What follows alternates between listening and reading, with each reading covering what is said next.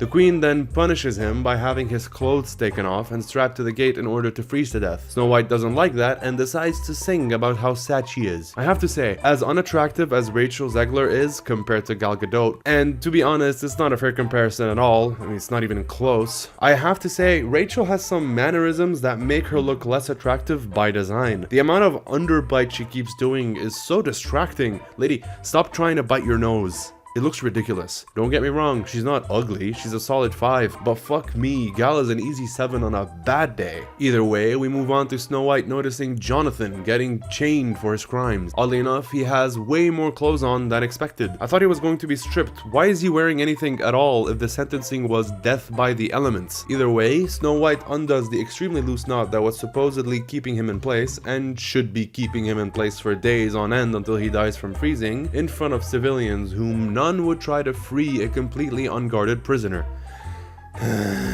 She then gives him some bread she's had stashed away in one of her holes, and he takes it. You heard me right. The princess that is living it up in the castle hears that someone and his group of friends are starving, even though they are thieves and deserve it, and she feels sympathetic enough to give him 2 bites worth of bread, instead of, oh I don't know, smuggling away a bag of food for them. Who is going to question her? She's the princess. Even if the guards would tell the queen, she was able to free the fucker without any resistance, since the guards are nowhere to be seen. Why doesn't she do an actual gesture? That is equivalent to a billionaire donating $10 and expecting us to assume that he cares so much about the cause. Don't spend it all in one place. Whoa, how did that get there? It's highly doubtful she gets limited food. She's allowed on the queen's table. She can order any old cook to make her food. She's the princess, for fuck's sake.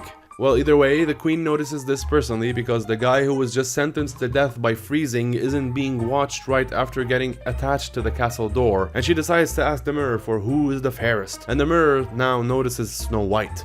After all this time, even though she's existed for a while now as an adult, or whatever age range where Rachel portrays her. What is he using as his metrics? It seems to be the people's perception, and this dude, having been given the smallest iota of attention from the princess, now likes her more than the queen?